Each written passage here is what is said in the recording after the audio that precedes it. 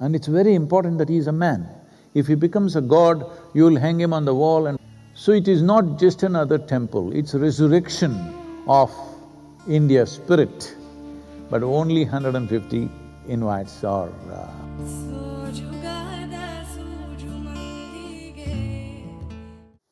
Rama being an icon, you must understand, he is an icon, not a god. Because we did not call him a god, we called him Maryada Purush, Purushottam, that means an elevated man. The very word Purushottam means an elevated man. Rama is always referred to as Purushottama. That means among the men, he is above them because he is so elevated. What is so elevated about him? Well, he went through trials and tribulations, I will not go through the whole works, but series of disasters, serial disaster, his life. He loses his kingdom, loses his wife, has to fight a war, then comes back, again loses his wife, loses his children, almost killed his children, endless number of disasters. Through all this, he goes through peacefully, blissfully. Pain, but still blissful. On one level, on a personal level, he has much pain which he expresses, but he never allows that pain to make any decisions about anything that he is doing. Well, this man needs to be emulated, and it's very important that he is a man. If he becomes a god, you'll hang him on the wall and forget about him. Nobody tries to ever emulate a god, you must understand this. God means is beyond emulation. That is the idea of human mind. A man means, if he's doing really wonderful, naturally there is an aspiration in everybody, why can't I be like this? So it's extremely important that he is a man. He was a king, he lost his kingdom and again came back and walked away from all the wealth and pomp of his kingdom just because somebody else was upset. His stepmother was little upset and she was doing little kuchu-kuchu behind his back. She said, if this is what you want, I will live. Well, this man needs to be emulated. So why is this temple important? The temple is important because in many ways, at least in the northern part of the country, in south, not so much, it is very much there but not so much.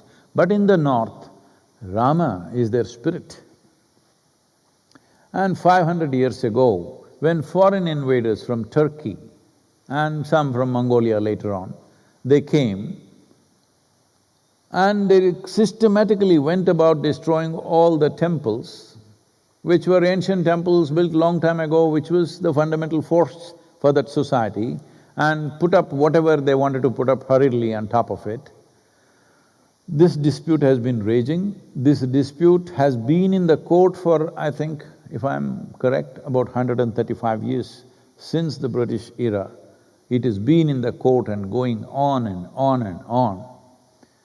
Because we have developed a certain kind of wanting to be politically correct at any cost, unfortunately, in the country, no judge has been wanting to take a call on it. Everybody is pushing it so that his term is over, let the next one handle the trouble. Because two communities are fiercely contesting as to whose property is it. But now the Supreme Court, after a long process of nearly 3 to 4 decades in the Supreme Court, it's been going on, now it came to a conclusion, looking at all the proof, clearly, archaeological proof, clearly more than 100% it suggests that there was a temple and it was pulled down, hurriedly they put up a building on top of it. So they said, this must be built as temple. For the other community, they allotted another piece of land close by, within 20 miles or 20 kilometers or something like that. They said, you build your place there, let them build their place here. So it is not just another temple, it's a resurrection of India's spirit. Because it is not just one particular denomination or religion who looks up to Ram. There's a whole lot of people who belong to other religions who also want to emulate him, who also eulogize him in many, many ways.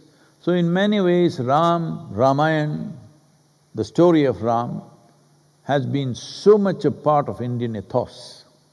So it is almost like a resurrection of a damaged national spirit. So I think it's a good thing it's happening, because otherwise unnecessary hatreds against other communities will continue. With this resolution, a whole lot of minds and hearts are cooler, which is a good thing for the future of the nation, and unnecessarily frictions going on endlessly between two communities. So I think one major problem has been settled. So on 5th of August, they're laying the foundation stone and they're planning to build a grand temple, probably in record time, because in the last 25–30 years, I think, they have carved all the pillars, the columns, this, that, everything, whatever the stone part of the work, stonework part, has been all kept ready, stored somewhere else, and they will just have to assemble that. The rest of the structure should come up pretty fast. Hopefully, in 24 months or 30 months, this grand temple will be up. And because of the virus situation, they have sent out only 150 invites.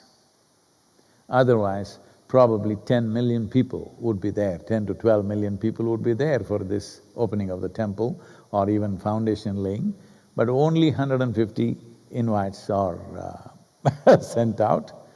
So rest is being live telecast, people can see it on the television, or maybe it's webcast, I don't know. So I think it's a landmark in terms of resolving disputes which continue for a long time, unnecessarily festering in a society like a wound. I think it should cool down many people. So